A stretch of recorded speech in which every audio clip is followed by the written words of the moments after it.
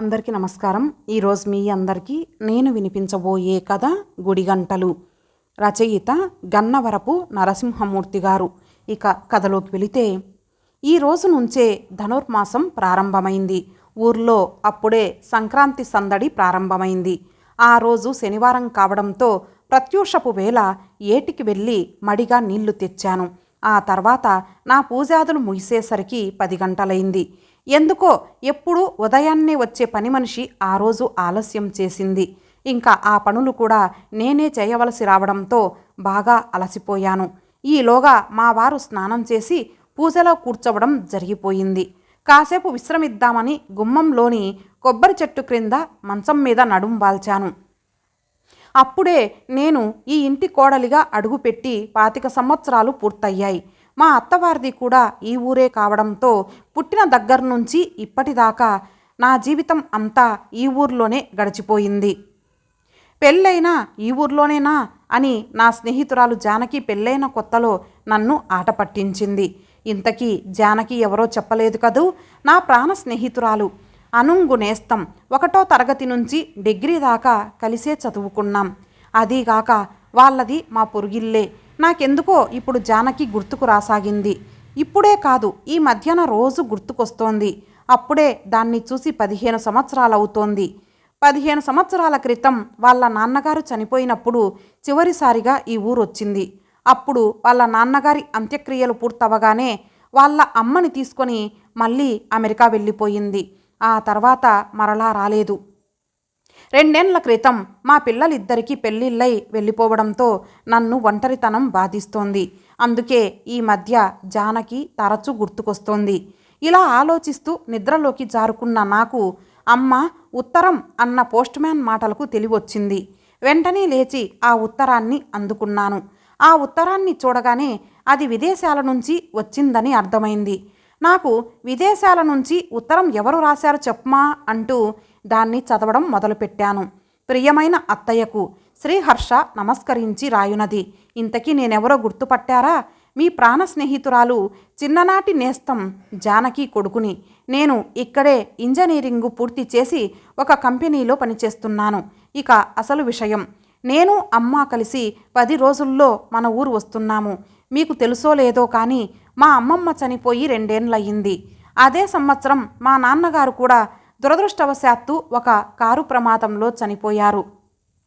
ఒకే సంవత్సరం వాళ్ళిద్దరూ హఠాత్తుగా చనిపోవడంతో మా అమ్మ తట్టుకోలేకపోయింది. అప్పట్నుంచి ఆమె ఆరోగ్యం క్షీణించింది. ఎన్నో మందులు వాడిన తర్వాత ఆమె కోలుకుంది. కానీ పూర్వపు చలాకీతనం లోపించింది. పూర్తిగా మౌనం దాల్చింది. అప్పటి మా అమ్మకి ఇప్పటి అమ్మకి చాలా తేడా కనిపిస్తోంది. అప్పట్లో మా ఇంటికి రోజు మన తెలుగు వాళ్ళు అమ్మ కోసం వస్తూ ఉండేవాళ్ళు. మా అమ్మ పాటలు చాలా బాగా పాడేది. ప్రతిరోజు ఇక్కడ ఉన్న వెంకటేశ్వరుని గుడిలో తెల్లవారుజామున సుప్రభాతం పాడేది. మా అమ్మతో పాటు నేను కూడా గుడికి రోజు వెళ్ళి అమ్మ పాటలు వింటూ మైమరచిపోతూ ఉండేవాణ్ణి. ఇక్కడ ఏ తెలుగు వాళ్ళింట్లో ఏ కార్యక్రమాలు జరిగినా మా అమ్మ చేసే సందడి అంతా ఇంత కాదు. అటువంటి మా అమ్మ ఇప్పుడు మూగనోము పట్టినట్లు ఎవరితోనూ మాట్లాడటం మానేసింది. మరలా ఆమెని మామూలు మనిషిగా చేయాలని ఎందరో డాక్టర్లకు చూపించాను. కానీ అవేమీ సరైన ఫలితాలివ్వలేదు.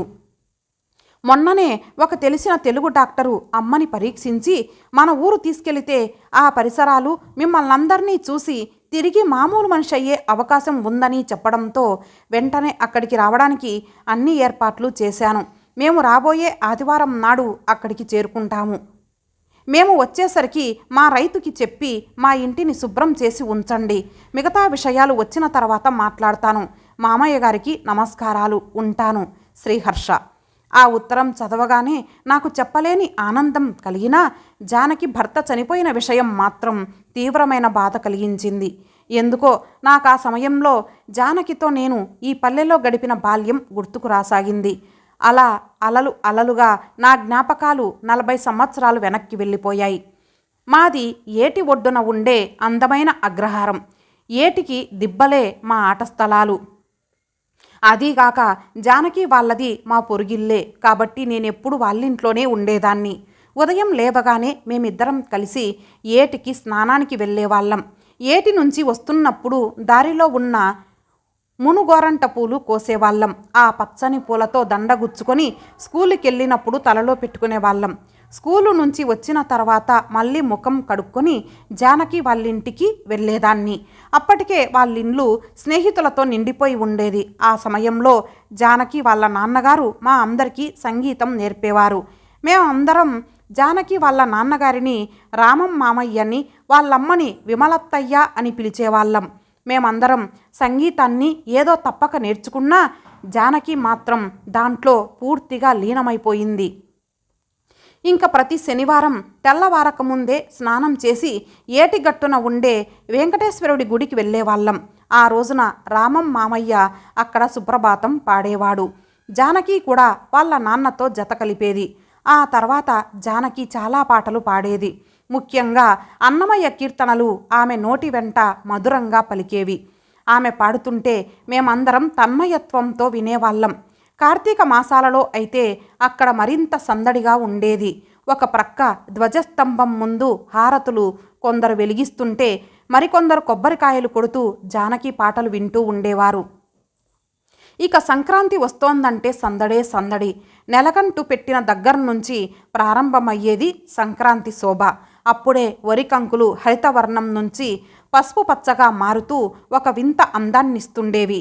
నేను జానకి పొలాలకి వెళ్ళి ఆ పండిన వరి కంకుల్ని తెచ్చి ఇంటి ముందు వ్రేలాడగట్టేవాళ్ళం. సాయంత్రం పూట ఆ పచ్చి ధాన్యాన్ని తినడానికి వచ్చే పిచ్చుకల కిచకిచ చప్పుళ్ళు వినసొంపుగా ఉండేవి. ఇక తెల్లవారకముందే నేను జానకి స్నానాలు చేసి పోటాపోటీగా వాకిట్లో ముగ్గులు పెట్టేవాళ్ళం. ఆ నెల రోజులు రోజుకో రకం ముగ్గు పెట్టేవాళ్ళం. అన్నింటికన్నా నాకు రథం ముగ్గంటే ఎంతో ఇష్టం. ఆ ముగ్గులు పెడుతున్నప్పుడే హరిదాసు తుంబురా మీటుకుంటూ వచ్చేవాడు. అతని కోసం మేము బియ్యం గ్లాసులో పోసి ఉంచేవాళ్ళం. బియ్యం అతని పాత్రలో వేస్తున్నప్పుడు ఆ ఆనందంతో మాకు మంచి మొగుళ్ళు రావాలని దీవించినప్పుడు చచ్చేటంత సిగ్గు ముంచుకొచ్చేది. ఇంకా ఆ నెల్లాళ్ళు బట్టల వాళ్ళు సైకిళ్ళ మీద వచ్చేవాళ్ళు. వాటిని కొని కుట్టించేదాకా మాకు మనస్థిమితం ఉండేది కాదు. ఇక భోగి, సంక్రాంతి రోజుల్లో అయితే మరింత సందడిగా ఉండేది. ప్రతి ఇంటికి అల్లుళ్లతో సహా చాలామంది చుట్టాలు వచ్చేవాళ్ళు. తెలతెలవారుతుండగానే భోగి మంటలు పోటాపోటీగా వేసేవాళ్ళం. ఆ మంటలు ఉవ్వెత్తున ఎగసి పడుతుంటే జానకి చేసే అల్లరికి అంతూ పొంతూ ఉండేది కాదు. ఆ తర్వాత వేడివేడి నీళ్లతో కుంకుడు పుల్లను కలిపి తలస్నానం చేసేవాళ్ళం. ఆ తర్వాత కొత్త బట్టలు కట్టుకొని ప్రతి ఇంటికి వెళ్ళి సరదాగా కాలక్షేపం చేసేవాళ్ళం. ఇక మధ్యాహ్న భోజనానికి మమ్మల్ని వెతుక్కోలేక మా అమ్మ ఎంతో ఇబ్బంది పడేది. భోగినాడు సాయంత్రం చిన్న పిల్లలకు భోగి పండ్లు పోసేవాళ్ళు. ఆ పండ్లను చివర్లో ఎగరవేసినప్పుడు క్రింద పడే రేగు పండ్లు, చిల్లర డబ్బుల కోసం నేను జానకి పోటీ పడేవాళ్ళం. ఇక సంక్రాంతి నాడైతే తెల్లవారకముందే లేచి హరికేన్ లాంతర్ వెలుగులో పెద్ద రథం ముగ్గును పోటాపోటీగా పెట్టేవాళ్ళం. ఆ సాయంత్రం నేను, జానకి, విమలత్తయ్య, మా అమ్మ అందరం కలిసి కుంకుమ పంచేవాళ్ళం. అన్నట్టు మరిచాను, సంక్రాంతి నాడు మా అమ్మ చేసే పెరుగు గారెలు మహా ఇష్టంగా తినేదాన్ని. అలా మా బాల్యం ఆనందంగా గడిచిపోయింది. ఈలోగా మేము 10వ తరగతి పాస్ అవ్వడం, ప్రక్క ఊర్లో ఇంటరు, డిగ్రీలు పూర్తి చేయడం జరిగిపోయాయి. డిగ్రీ పూర్తవగానే నాకు రఘురామ్తో పెళ్ళైపోయింది. నా పెళ్ళైన సంవత్సరం తర్వాత జానకికి కూడా వాళ్ళ మేనమామ కొడుకుతో పెళ్ళైపోయింది. అతను ఇంజనీరింగ్ చదివి హైదరాబాద్లో ఉద్యోగం చేసేవాడు. పెళ్ళై అత్తవారింటికి వెళుతున్నప్పుడు వాళ్ళమ్మని పట్టుకొని జానకి ఒకటే ఏడుపు. ఆమె ఒక్కర్తే కూతురు కావడంతో తను వెళ్ళిపోతే అమ్మ ఒంటరిదైపోతుందని ఆమె భయం. ఆమె ఏడుస్తుంటే నాకు ఏడుపు వచ్చింది. అదీగాక అది ఊరు విడిచి వెళ్ళిపోతోందంటే లోపల నాకు విపరీతమైన బాధ కలగసాగింది. ఎందుకంటే చిన్నప్పటి నుంచి ఒకరిని విడిచి ఒకరు ఎప్పుడూ ఉండలేదు. ఆమె లేని ఆ ఊరుని నేను ఊహించుకోలేకపోయాను. నిజంగా ఆ రాత్రంతా నేను ఏడుస్తూనే ఉన్నాను. అలా నా జీవితంలోంచి జానకి విడిపోయింది. మరో 6 నెలలు గడిచేసరికి పిడుగులాంటి వార్త తెలిసింది. జానకి వాళ్ళాయనకి అమెరికాలో ఉద్యోగం వచ్చిందని, ఆమె కూడా అతనితో అమెరికాకు వెళ్ళిపోతోందని తెలిసి మరింత బాధపడ్డాను. కనీసం అమెరికా వెళ్లే ముందైనా మా ఊరు మమ్మల్ని చూడటానికి వస్తుందని ఆశపడ్డాను. కానీ సమయం లేకపోవడంతో వాళ్ళ అమ్మా నాన్నలు విశాఖపట్నం వెళ్ళి ఆమెకి వీడ్కోలు పలికి వచ్చారు. అలా మేము శాశ్వతంగా విడిపోయాము. జానకి అమెరికా వెళ్ళిన సంవత్సరం దాకా ఇద్దరం ఉత్తరాలు రాసుకునేవాళ్ళం. ఇక రాను రాను నేను సంసారంలో పడి ఉత్తరాలు రాయటం తగ్గించేశాను. ఈలోగా మాకు ఇద్దరు పిల్లలు వెంటనే పుట్టడంతో మా మధ్య ఉత్తర ప్రత్యుత్తరాలు పూర్తిగా తగ్గిపోయాయి. 2 ఏళ్ల తర్వాత జానకి వాళ్ళ నాన్నగారు పదవీ విరమణ చేశారు. కానీ దురదృష్టవశాత్తు ఆ సంవత్సరమే తీవ్ర అనారోగ్యం చేసి ఆయన చనిపోయారు. అప్పుడు వాళ్ళాయన పిల్లవాడితో కలిసి వచ్చింది జానకి. అప్పుడు ఆ కుటుంబం పుట్టెడు దుఃఖంలో ఉండటంతో ఆమెతో మనస్ఫూర్తిగా మాట్లాడలేకపోయాను. కానీ ఆమె ఉన్న వారం రోజులు ఆమె వెంటే ఉండి పూర్తిగా ఓదార్చాను. వాళ్ళ నాన్నగారి కర్మకాండలు పూర్తయిన తర్వాత జానకి తనతో పాటు వాళ్ళమ్మని కూడా తీసుకెళ్ళిపోయింది. ఆమె వెళ్ళిపోయిన దగ్గర నుంచి వాళ్ళ ఇంటిని మాత్రం నేను జాగ్రత్తగా కాపాడుతూ వస్తున్నాను. ఈలోగా మా పిల్లలు పెద్దయి చదువులు పెళ్ళిళ్ళు పూర్తయి వెళ్ళిపోవడంతో ఒంటరితనం నన్ను ఆవహించింది. అందుకే జానకి పదే గుర్తుకు రాసాగింది. అటువంటి సమయంలో వచ్చిన ఆ ఉత్తరం నాకు చాలా ఆనందాన్ని తెచ్చింది. ఆ రోజు నుంచి జానకి వచ్చే రోజు కోసం చకోర పక్షిలా ఎదురు చూడసాగాను. అనుకున్నట్టుగానే జానకి కొడుకుతో సహా వారం రోజుల తర్వాత వచ్చింది. సుదీర్ఘమైన 15 సంవత్సరాల తర్వాత వచ్చిన ఆమెని చూడగానే నా ఆనందానికి హద్దులు లేవు. ఆమెని ఒక్కసారిగా హత్తుకొని అలాగే ఉండిపోయాను. దాని స్థితి కూడా నాలాగే ఉంది. ఆమెని చూడగానే ఒక్కసారిగా నా వయస్సు 20 సంవత్సరాలు తగ్గిపోయినట్లు అనిపించసాగింది. కానీ ఎందుకో జానకి ముఖంలో ఏదో లోటు కనిపించసాగింది. ఆమెలో చలాకీతనం తగ్గింది. పెళ్లి నాటికి ఆమెది ముఖం తిప్పుకోలేని ఆనందం. తెల్లటి మేనిఛాయతో సన్నగా పొడవైన జడతో అందరి కళ్ళని కట్టిపడేసే సౌందర్యం ఆమెది. ఆమె కొడుకు శ్రీహర్షది కూడా ఆమె పోలికే. తెల్లగా బొద్దుగా ఆకర్షణీయంగా ఉన్నాడు. ఆమెని అమ్మా అమ్మా అంటూ ఒక్క క్షణం కూడా వదిలిపెట్టడం లేదు వాడు. ఆమె వచ్చిన మధ్యాహ్నం మేము ముగ్గురం కబుర్లు చెప్పుకుంటూ గంటసేపు భోజనం చేశాము. ఆ సాయంత్రం మేమిద్దరం దాని కొడుకుతో కలిసి ఏటికి వెళ్ళాం. ఏటిని చూడగానే జానకి ఆనందానికి హద్దులు లేవు. ఒక్కసారిగా పరుగున వెళ్ళి ఆ నీటిలో కూర్చుండిపోయింది. ఆ తర్వాత ఈ గట్టు నుంచి అవతలి గట్టు దాకా ఒకటే పరుగులు. అలా పరిగెత్తుతూ అలసిపోయి ఇసుక తిన్నె మీద కూర్చుండిపోయింది. అప్పట్నుంచి చీకటి పడేదాకా మేమిద్దరం ఒకటే కబుర్లు. మా కబుర్లు వింటూ వాళ్ళమ్మ ఒడిలో తలపెట్టుకుని నిద్రపోయాడు శ్రీహర్ష. మర్నాడు నేను జానకి శ్రీహర్ష వాళ్ళ పొలానికి వెళ్ళాము. శ్రీహర్షకు అలా పచ్చని చేలను చూడటం మొదటిసారి కాబట్టి చాలా బాగా ఆనందించటం మొదలుపెట్టాడు. నేను జానకి బోరింగ్ షెడ్డు దగ్గర కుర్చీలు వేయించి అక్కడే కూర్చొని రైతు తెచ్చిన చెరకు ముక్క తింటూ కబుర్లు చెప్పుకుంటూ ఉంటే సమయమే తెలియలేదు. మా బాల్యాన్ని గుర్తుకు తెచ్చుకొని పగలబడి నవ్వుకున్నాము. జానకి వాళ్ళు వచ్చి అప్పుడే 1 రోజులు కావస్తోంది. ఇప్పుడు వాళ్ళింటికి వెళ్ళిపోయారు. కానీ రోజు నన్ను ఒకే ప్రశ్న కలవరపెట్టసాగింది. ఆమె ఇక్కడ ఎన్నాళ్ళుంటుంది? అది కొన్నాళ్ళుండి మళ్ళీ వెళ్ళిపోతే నా పరిస్థితి ఏమిటి? మళ్ళీ నన్ను ఒంటరితనం ఆవహిస్తుంది. అది తలుచుకుంటేనే భయం వేయసాగింది. నాకెందుకో జానకి ఎప్పుడూ ఇక్కడ ఉండిపోతే బాగుండుననిపించసాగింది. ఆ రోజు శనివారం. ఆ రోజు కూడా నేను ప్రత్యూషానికి ముందే లేచి ఏటికి వెళ్ళాను.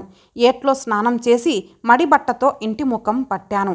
అలా ఏటి గట్టు మీద నుంచి నడిచి వస్తుంటే దూరంగా ఆలయంలోని గంటలు మ్రోగసాగాయి. ఆ తర్వాత ఒక్కసారిగా నిశ్శబ్దం. ఆ నిశ్శబ్దం నీరవంలోంచి అలలుగా మంద్రంగా మలయమారుతం లాంటి ఒక తీయని స్వరం వినిపించసాగింది. ముందు శుక్లాం వరదరంతో మొదలై ఆ తీయటి స్వరం రాను రాను అన్నమయ్య కృతిలోకి మళ్ళింది. కొండలలో నెలకొన్న కోనేటి రాయుడు వాడు ముందు చిన్న చినుకులా ప్రారంభమైన ఆ కీర్తన క్రమక్రమంగా కుండపోతగా మారసాగింది. ఆ గాత్రంలో ఒక గంభీరత, గొంతులో లాలిత్యం, ఆ పాటలో ఒక వేడికోలు. ఆ పాట అలా వింటుంటే ఆ గొంతు నాకు ఎంతో సుపరిచయమైనదిగా అనిపించసాగింది. నా చిన్నప్పుడు ఇదే స్వరం, ఇదే గొంతు, ఇదే పాట మళ్ళీ ఇన్నాళ్లకు నా చెవులకు విందు చేస్తోంది. ఆ పాట ఒక ప్రణవనాదంలా నా వీణులకు సోకుతోంది. ఎక్కడా ఆ గొంతులో కానీ మాధుర్యంలో కానీ రవ్వంత తేడా లేదు. అలా ఆ పాట ఆ గుడిలోంచి వస్తుండటంతో నా అడుగులు నాకు తెలియకుండానే అటువైపు పడసాగాయి. ఆ పాట రాను రాను దగ్గర కాసాగింది. అది ఆ వెంకటేశ్వరుడి గర్భగుడిలోంచి వస్తోంది. అలా ఆలయంలోకి ప్రవేశించిన నాకు అక్కడి దృశ్యం మనోహరంగా కనిపించసాగింది. ఆ ఆలయ గర్భగుడిలో స్వామికి ఎదురుగా కూర్చొని మంద్రస్థాయిలో జానకి గలమెత్తి పాడుతోంది. ఆ మృదు మధుర నాదానికి ఆలయం ప్రతిధ్వనిస్తుంటే ఆ సుప్రభాత సమయం ఒక పవిత్రతని ఆపాదించుకోసాగింది. అప్పుడు ఆమె వెలిగించిన హారతి వెలుగులో గర్భగుడిలోని ఆ భగవానుడు దేదీప్యమానంగా మెరిసిపోతూ కనులకు విందు చేయసాగాడు. ఆ పాటకు నేపథ్య సంగీతంలా లయబద్ధంగా గుడిగంటలు మ్రోగిస్తూ శ్రీహర్ష కనిపించాడు. అతను కూడా నుదుట బొట్టుతో పంచకట్టుకొని ఉన్నాడు. అలా అక్కడ ఎంతసేపు నిలబడ్డానో నాకే తెలియదు. కాసేపటికి గుడిగంటల శబ్దం ఆగిపోయింది. నన్ను చూసి శ్రీహర్ష మాట్లాడవద్దని సైగ చేయడంతో ఇద్దరం ఆలయం బయటకు వచ్చాం. అప్పుడే తెల్లవారుతూ ఉండటంతో ప్రాగ్ దిశ సింధూర వర్ణాన్ని సంతరించుకోసాగింది. ఆ లేత భానుడి కిరణాలు శ్రీహర్ష ముఖంపై పడుతుండటంతో అతని ముఖం స్పష్టంగా కనిపించసాగింది. అతడి కళ్ళల్లో సన్నటి తడి. అతను ఏడుస్తున్నాడు. నేనేమి వాణ్ణి ఓదార్చే ప్రయత్నం చెయ్యలేదు. కాసేపటికి వాడు మామూలు మనిషి అయ్యాడు. కళ్ళు తుడుచుకుంటూ చెప్పడం మొదలుపెట్టాడు. ఆంటీ, ఒకప్పుడు జలపాతంలా ఉరికే అమ్మ మా నాన్నగారు చనిపోవడంతో ఒక్కసారిగా మూగపోయింది. ఆ ముఖంలో కలబోయింది. ఎప్పుడూ మౌనంగా రోదిస్తుండేది. అటువంటిది ఇక్కడికి రాగానే ఆమెలో ఎంతటి మార్పు! మళ్ళీ మునుపటి మా అమ్మ గుర్తుకు రాసాగింది. అదే నవ్వు, అదే చలాకీతనం. మళ్ళీ మా అమ్మ ముఖంలో ఇంతటి ఆనందాన్ని నేను చూస్తాననుకోలేదు. ఈ ఊరుని, మిమ్మల్ని చూడగానే మరలా మా అమ్మ తన బాల్యంలోకి వెళ్ళిపోయింది. ఇక్కడికి తీసుకొచ్చి నేను చాలా మంచి పని చేశాననిపిస్తోంది. ఈరోజు మా అమ్మని చూసిన తర్వాత ఆమెని ఇక్కడి నుంచి ఇంకెక్కడికి తీసుకెళ్ళకూడదనిపిస్తోంది. తీసుకెళ్ళను కూడా. నిజానికి మా అమ్మ ముఖంలో ఆనందం కన్నా నాకు జీవితంలో ఏవీ ముఖ్యం కాదా ఆంటీ?